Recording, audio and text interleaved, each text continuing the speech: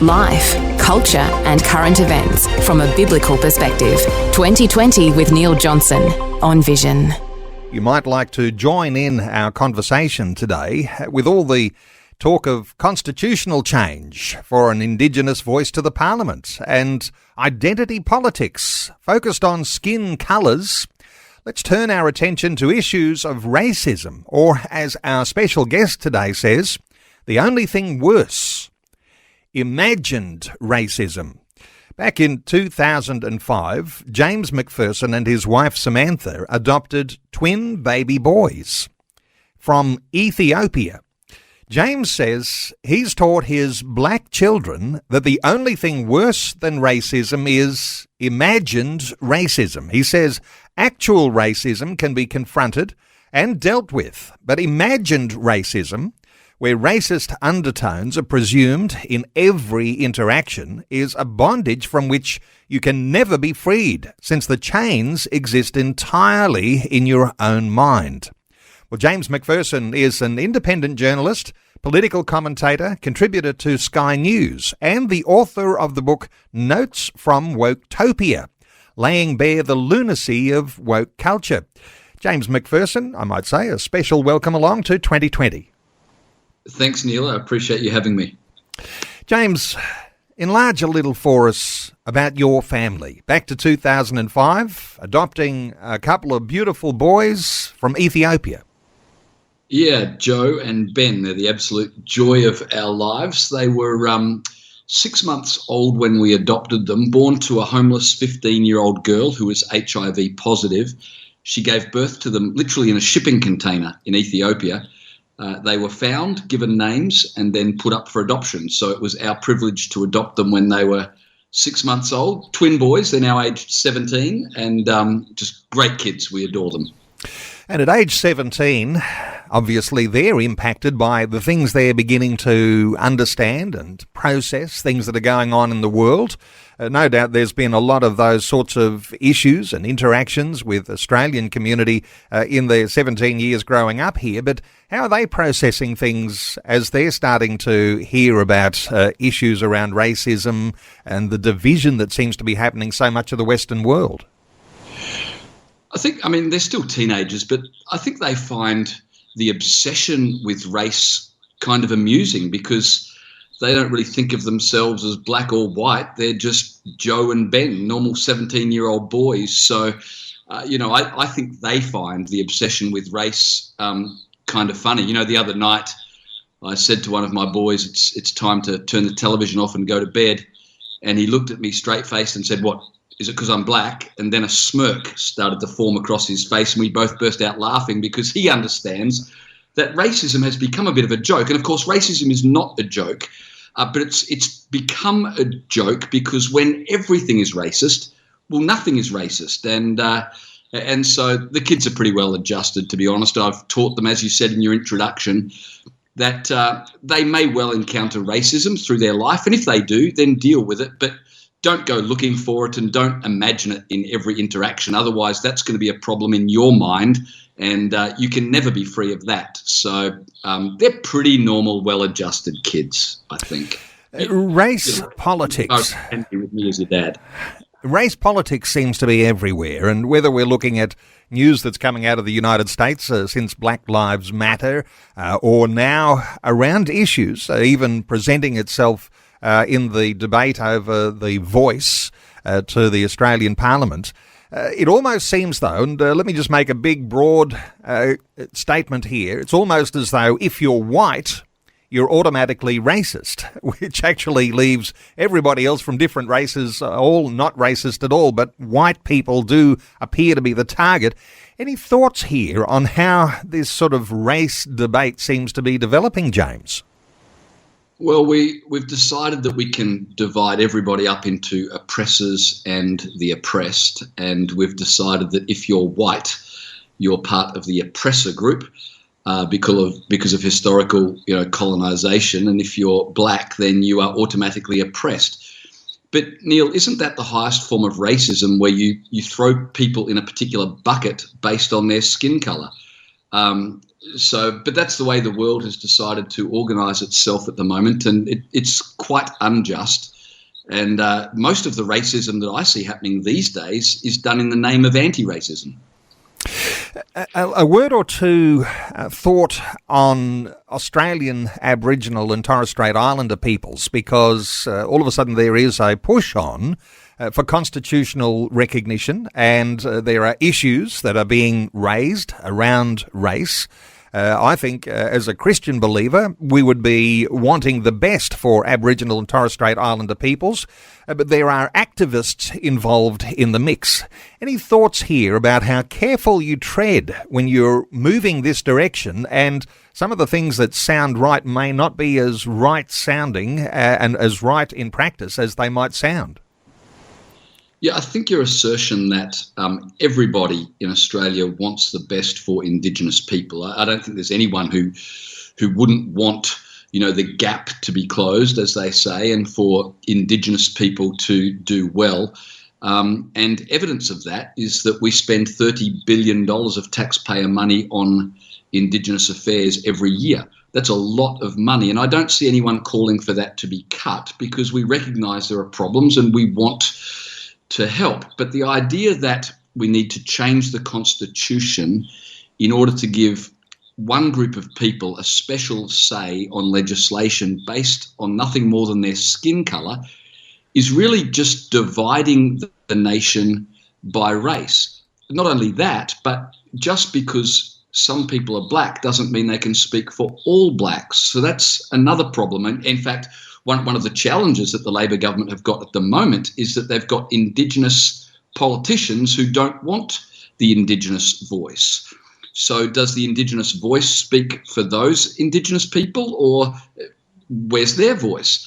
And of course, you've got the other problem, which is this constitutional change is forever. At what point do you say, you know what, we have now reached a point where everybody in Australia has a fair go, and the events of 200 years ago don't need to dictate how you live your life today. Therefore, we don't need a voice anymore. Well, there's no provision for it to ever end. So in perpetuity, we've got this racial divide being suggested for our constitution.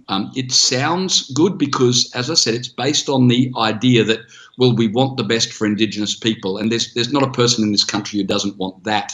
But as you said, just because something sounds good doesn't mean when you examine the detail that it necessarily is the right thing. And if I can say one more thing, Neil, about this, if Anthony Albanese wants Indigenous voices to have input, he can do that this afternoon. I mean, he's got 11 Indigenous parliamentarians in the federal parliament right now. He can pick up the phone and talk to any one of them. He can pick up the phone and talk to any Indigenous activist in the country. You don't need to change the constitution to survey Indigenous people. You can do that anytime you like. And so it's a constitutional change that is completely unnecessary, divides the country by race, and doesn't do a thing to make a difference in the life of a kid who's not getting to school, or a woman who's struggling with domestic violence, or a man who can't get a job. Of course, if you make a change to the Constitution, as you say, then it's there forever. It's there in perpetuity. At the moment, we have 11 Indigenous parliamentarians, and perhaps, and as there's been argument, that's perhaps more than there's ever been. So we've got an Aboriginal voice to the parliament now, but there's no guarantee that the 11 will be there in perpetuity either. So there is a certain protection in the thought that you might actually put these things into concrete into our Constitution. Any thoughts around the fact that you can have a short-term response, or there is a need for a longer-term response? Look, every Australian has a voice to Parliament. It's called your local MP.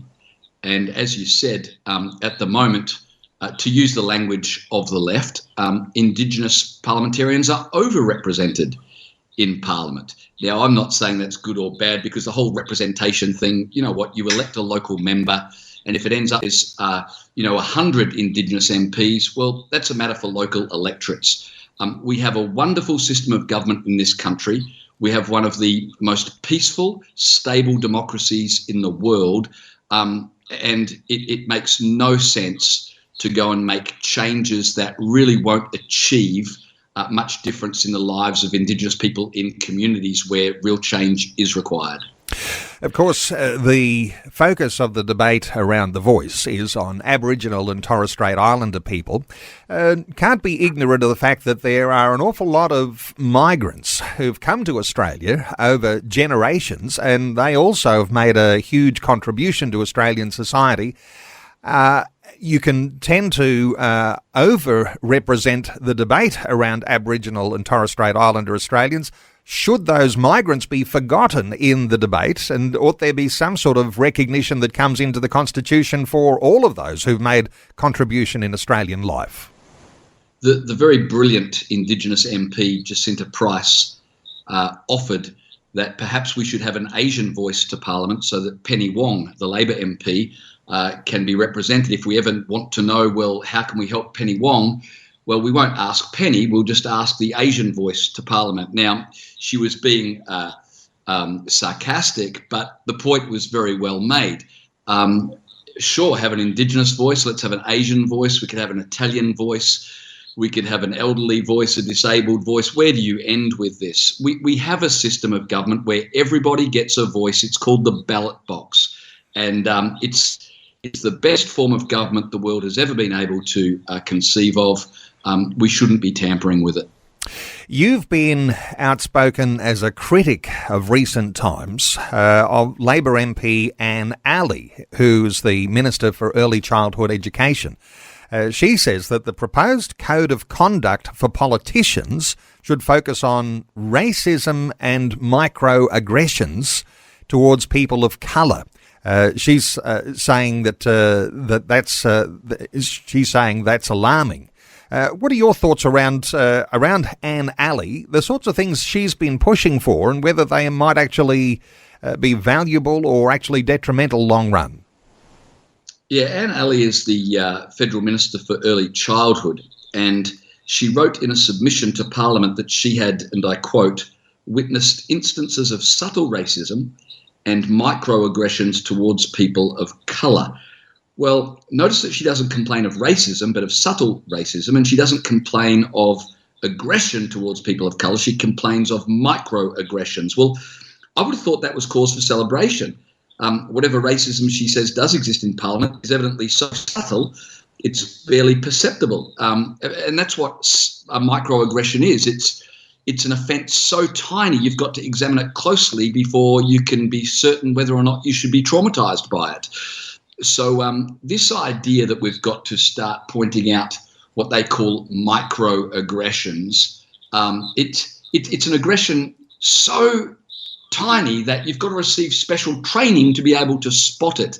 This is finding problems where problems do not exist. And I made the point in my article in The Australian, as a parent with black children, this sort of stuff doesn't help my children. This teaches my children to go reading between the lines in every conversation, to go sifting through the entrails of every interaction, because maybe there was racism there that they weren't aware of. So maybe if they look more closely, they'll find racism. I don't want my kids looking for racism when they talk to you.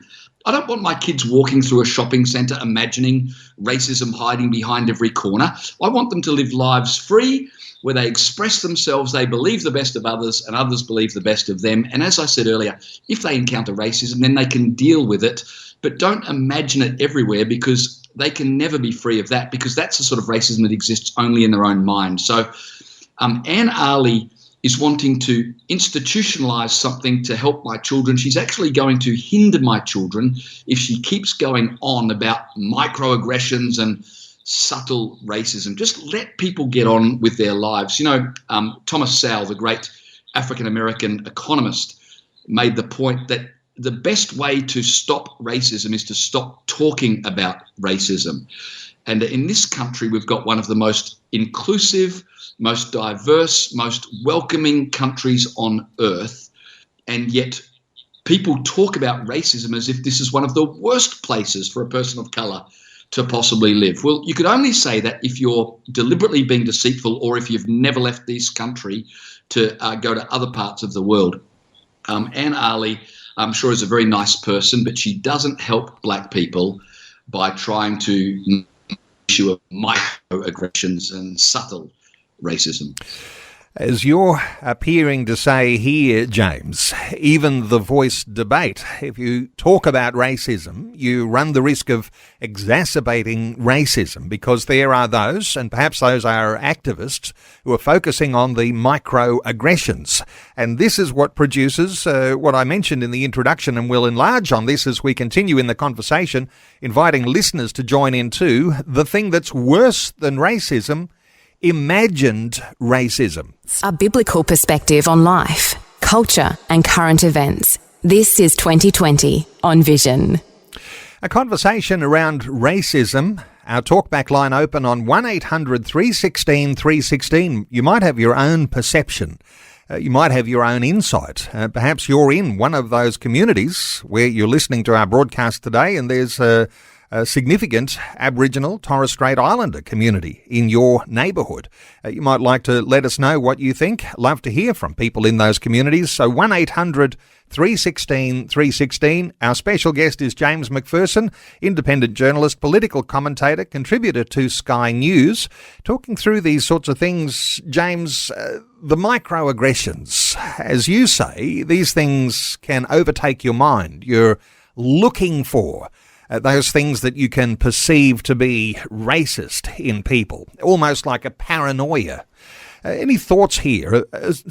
Developing this a little further, microaggressions. How do we think about those? How do we deal with them?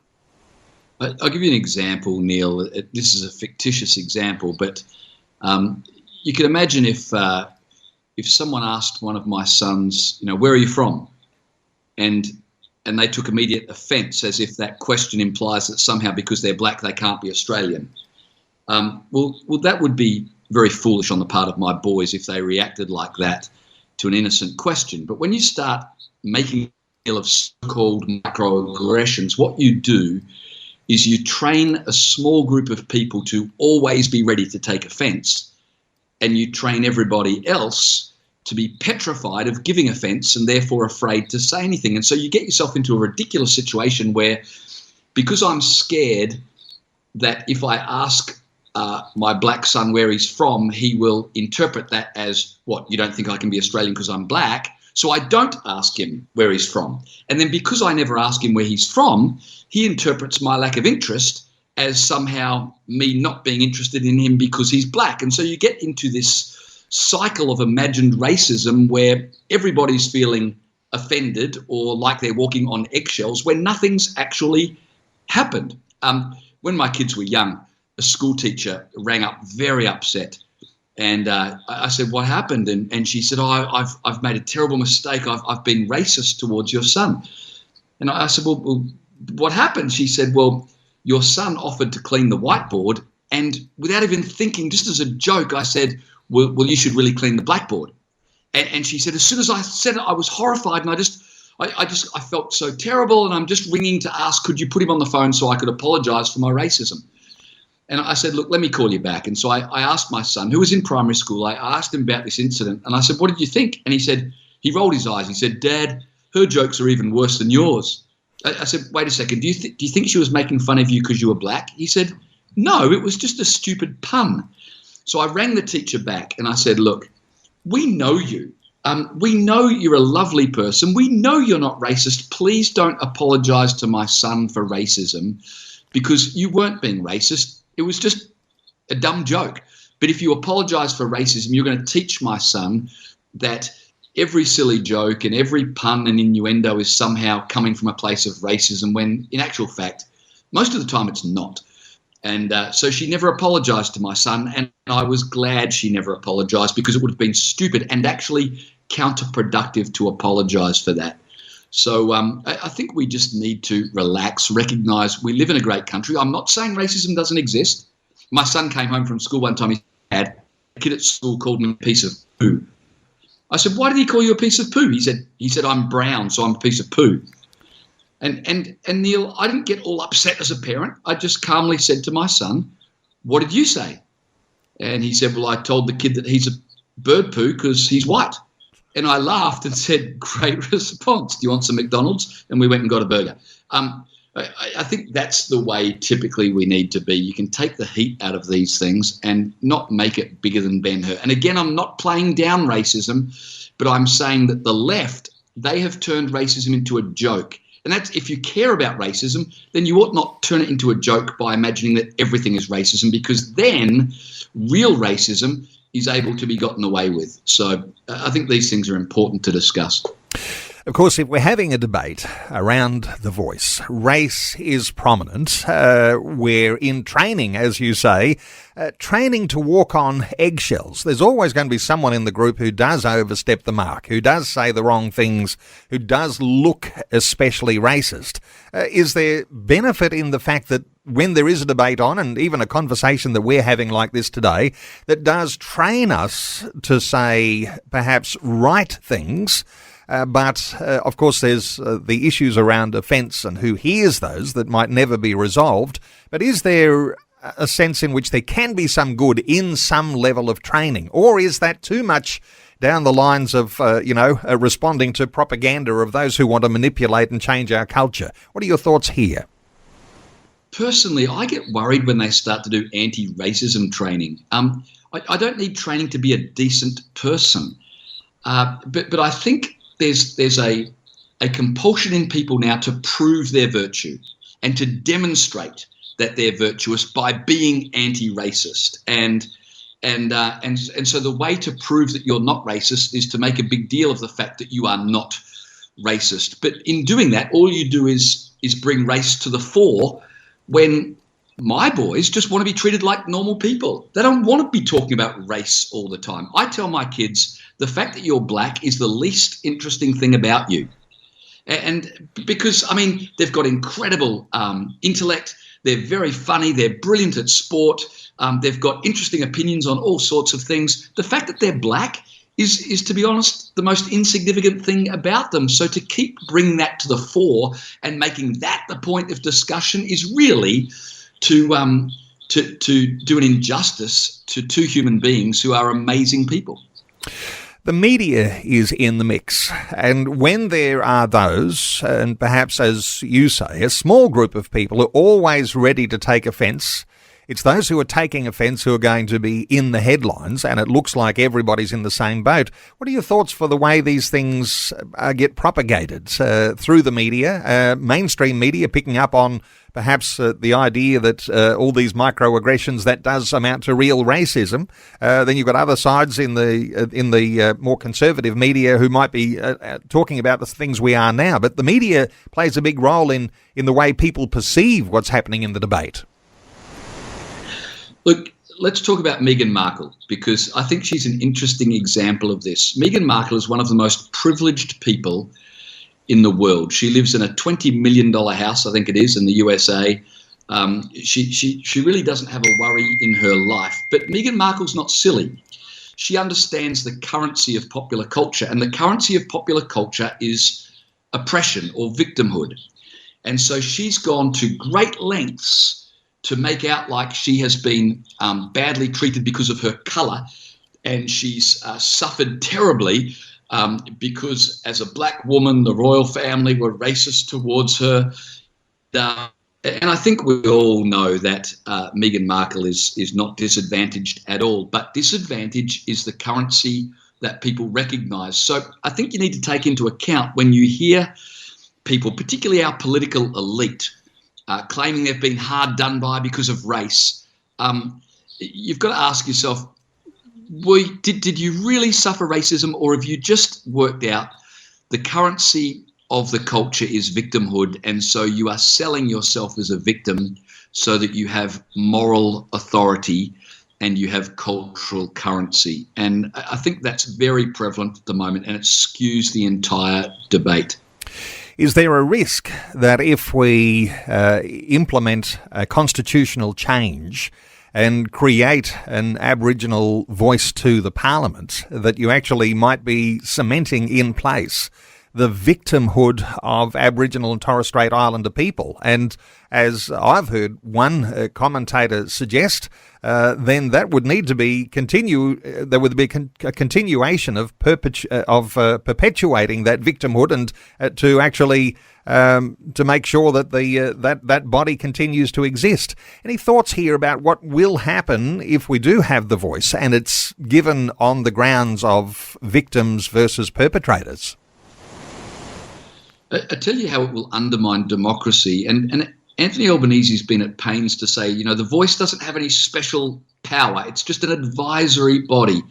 Well, could you imagine a white prime minister ignoring the advice from the Indigenous voice? He will immediately be accused of racism. And so it's all very well to say, well, this voice to Parliament is not a third chamber of Parliament. It's just an advisory body. But woe to the white prime minister who ignores the Indigenous voice and goes against it.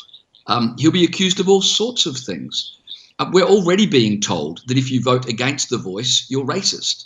Well, if we're being told that in the lead up to the referendum, once this thing is legislated, imagine if you disagree with it then. So anyone with a brain and eyes to see and ears to hear what's happening should already be very wary of Australia going down this track. Let's take a call or two from listeners.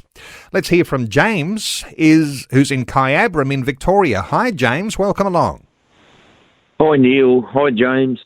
Hi, yeah. I guess the biggest thing is perception, isn't it? It comes back to how we perceive things. Someone challenged me with that once. I actually thought the Aboriginal voice in Parliament would be a great thing, as I'd heard a story of someone who wanted to set up like a hotel resort on a coastal line area of Australia, but the Aboriginal people advised them that this is one of the greatest breeding areas for prawns in this vicinity. If you come in here and start making changes to this, you're going to affect the whole prawn industry. You're going to affect the normal workings in that ecosystem, and so other areas burning off and things. So for me, having Aboriginal voice wouldn't be a thing of a racism thing, although.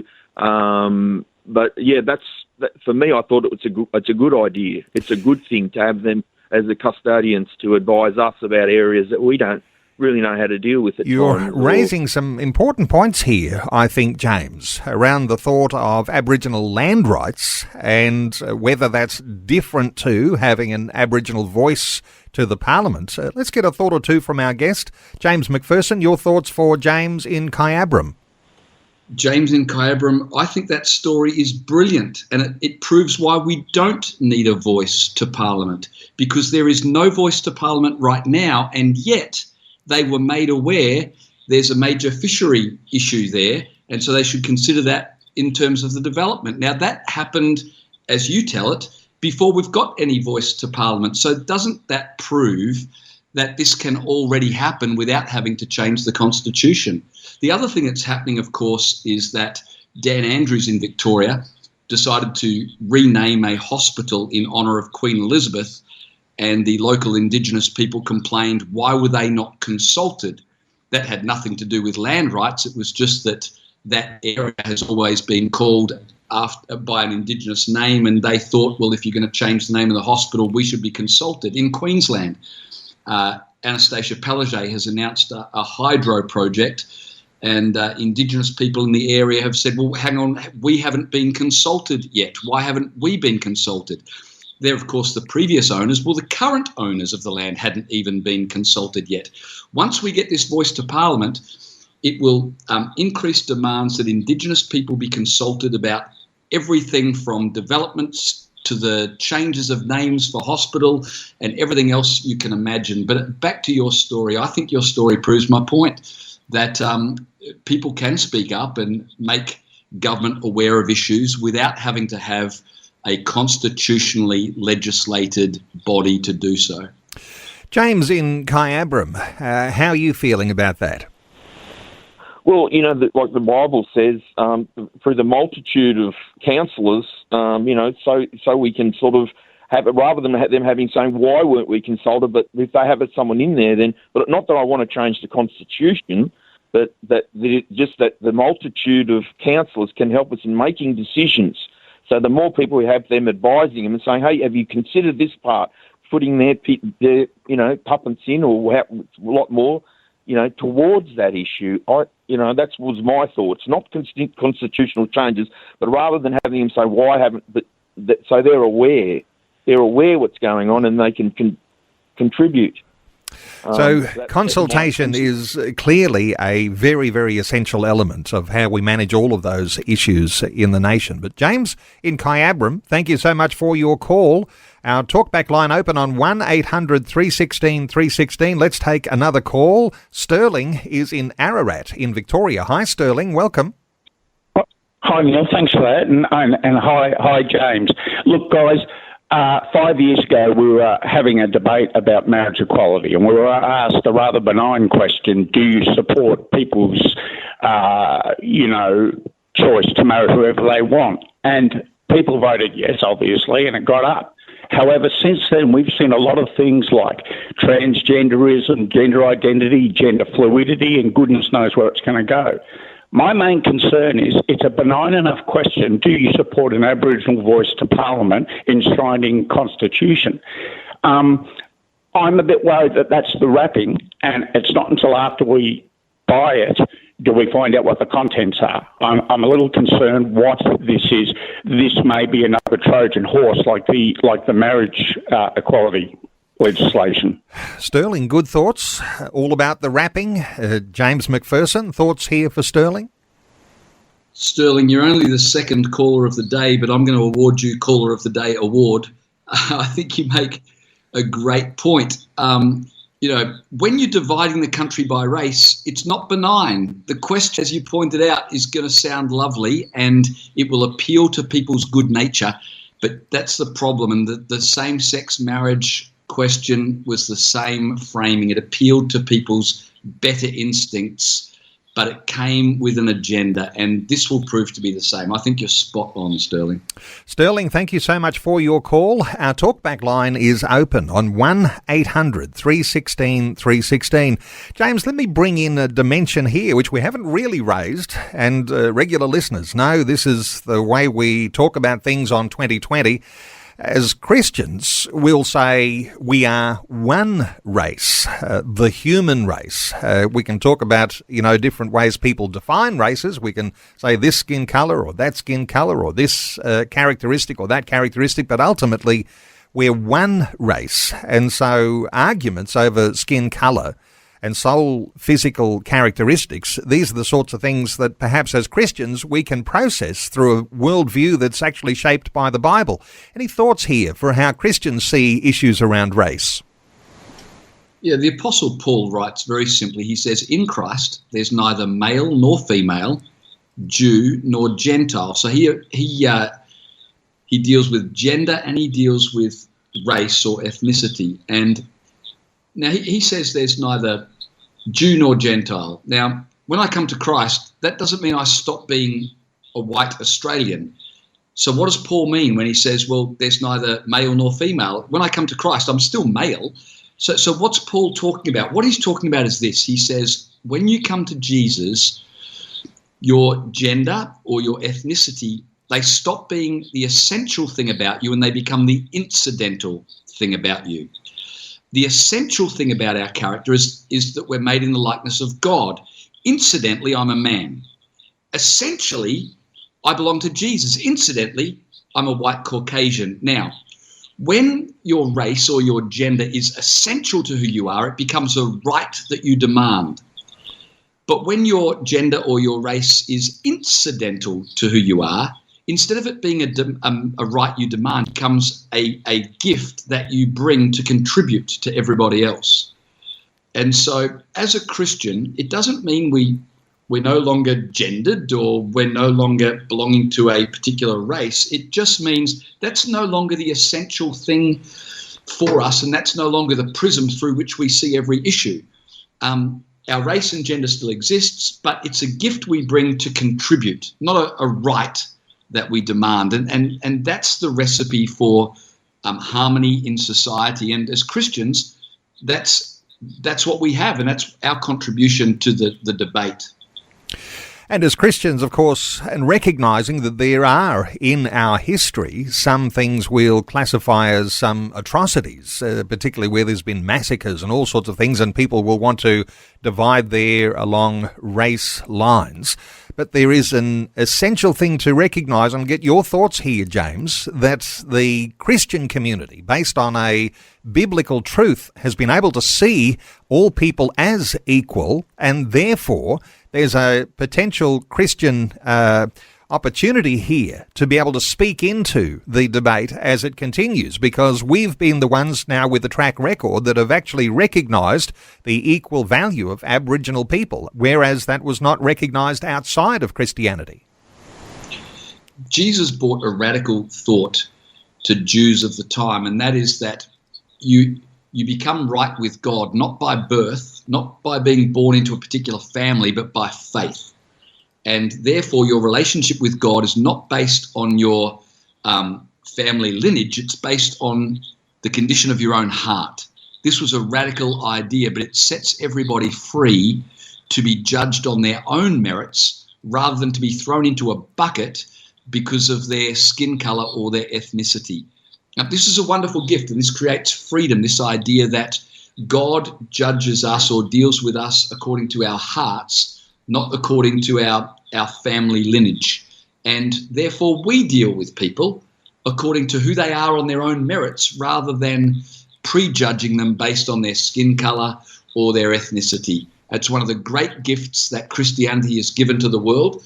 And wherever Christianity flourishes, human freedom flourishes because people are able to be judged on their merits rather than prejudged according to stereotypes based on gender or race or any other characteristic that you might like to name. That's a wonderful response. Come back to the referendum for a moment here.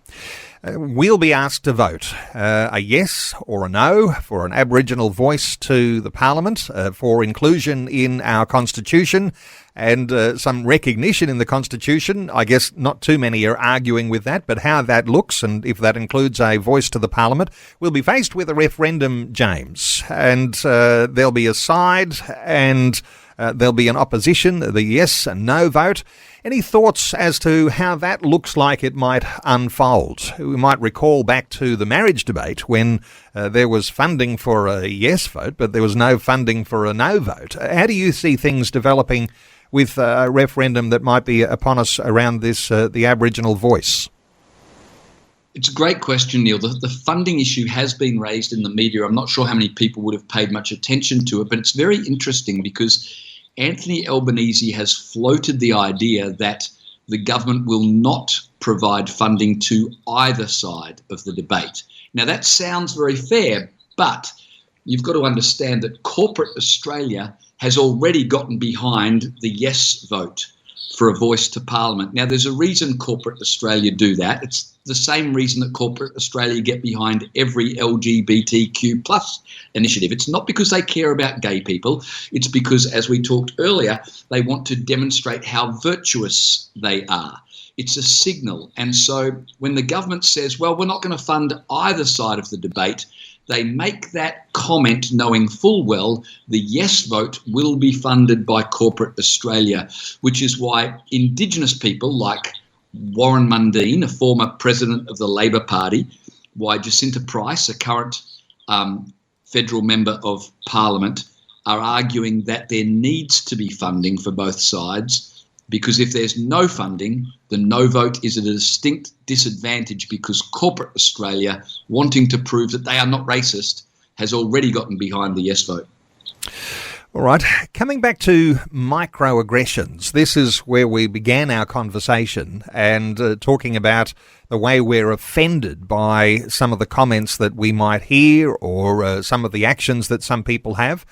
As a Christian believer, James, dealing with microaggressions, explaining these sorts of things when you're in a controversial situation. Maybe there's a situation of tension you find yourself in. You're dealing with this, either whether it's a race issue or whether it's around sexuality or around religion. Your thoughts here on how we might think about dealing with those microaggressions and not being overwhelmed by feeling the sort of oppression that we might feel if we're going to be offended, but then also how we actually conduct ourselves in this sort of debate in the situation as we navigate a way forward. Thoughts here from you on microaggressions? Well, Neil, this might sound very simplistic, but when it comes to being offended, my advice would be don't be offended. Being offended is a choice. And one of the problems we've got in this country now is that the government have decided that it's their job to protect our feelings, which is why there are now limits as to what you can say. In Victoria, for instance, and in Tasmania, it's an offence to humiliate, ridicule, or offend someone on the basis of protected attributes such as gender, race, sexuality, religion, although religion seems to be the one that you're allowed to get away with scot-free. The government's job is not to protect our feelings. As soon as you go down that road, you're now making laws that are entirely subjective because, as one of your listeners said earlier, offence is a perception. It's very subjective. So as Christians, we're warned about the danger of taking offence because it creates a root of bitterness. And, you meet people who something happened 10 years ago, they took offence and they're still bitter and twisted over it. So as a believer, I don't take offence, and it's easy for me not to take offence whenever I remember that Jesus has forgiven every offence I've ever caused him. If I'm going to receive that, how can I therefore not give that to my fellow man and forgive and let go any offence that he might cause me? So that would be my first point. The second point, in terms of giving offence, is none of us want to give offence, but we've become so afraid that now we dare not say what we're really thinking. And this is not kind because it stunts the growth of society. How can a civilization progress if no one can speak their mind and say what they honestly believe? If it becomes unlawful or impolite to have honest conversation, then you can never grow, you can never progress, you can never discover wisdom. And so this progressive idea of never saying anything that upsets anyone is actually not progressive, it's regressive. It takes us backwards because you can never discover new things. We've got to be unafraid of ideas and of ideas that might be disagreeable, but that's how we reach wisdom. And as Christians, we ought to take the lead in that sort of demeanour to public conversation. Some wonderful insights today.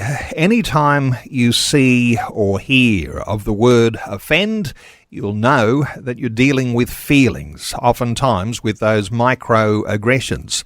And people won't tell you what they really think if they're walking on eggshells. So you do want people to be honest. And, of course, a wonderful insight there, that forgiveness, that we understand, based on Christ and his forgiveness. Forgiveness is the remedy for offence when we ourselves feel offended. Just great insights once again today. For those who want to connect with James Macpherson, you can hear there's just a tremendous depth of wisdom in the things that he's saying. No doubt he'll be journaling and writing articles, blogging about this sort of thing over the coming times in the lead up to a referendum, and you might want to connect with James Macpherson, be able to catch more of these thoughts. Well, James is an independent journalist, political commentator, contributor to Sky News. You can subscribe to his daily blog, absolutely free. You can subscribe, a new article every morning on faith and politics and culture. And to do that, you can do that going to James Macpherson, MacPherson.substack.com. JamesMacPherson.substack.com. You might look out for James's book, Woketopia, Laying Bare the Lunacy of Woke Culture. And you might also look out for James on Sky News. It's become a very regular thing now. James, how's your experience been with the Sky News connections? I've got to say, Neil, that the whole television thing is new to me, but I'm loving it. So Tuesday, Wednesday, Thursday nights at 9 p.m. on Sky News. It's called The World According to Rowan Dean. Rowan Dean is the host. Rowan Dean is one of the nicest people you'll ever meet.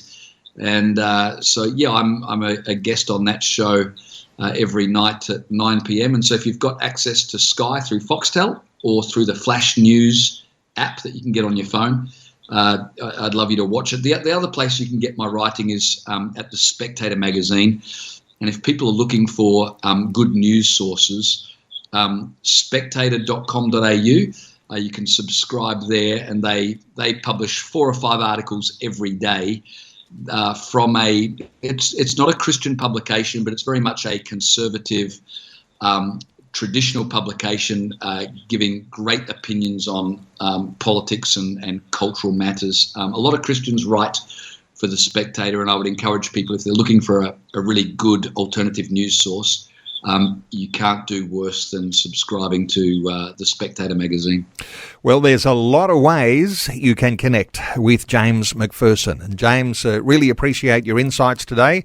And no doubt we'll get a chance to catch up again on perhaps even a different issue. But appreciate your insights today around race, racism and imagined racism. James Macpherson, thanks for being with us on 2020. Thanks so much for having me, Neil. Thanks for taking time to listen to this audio on demand from Vision Christian Media. To find out more about us, go to vision.org.au.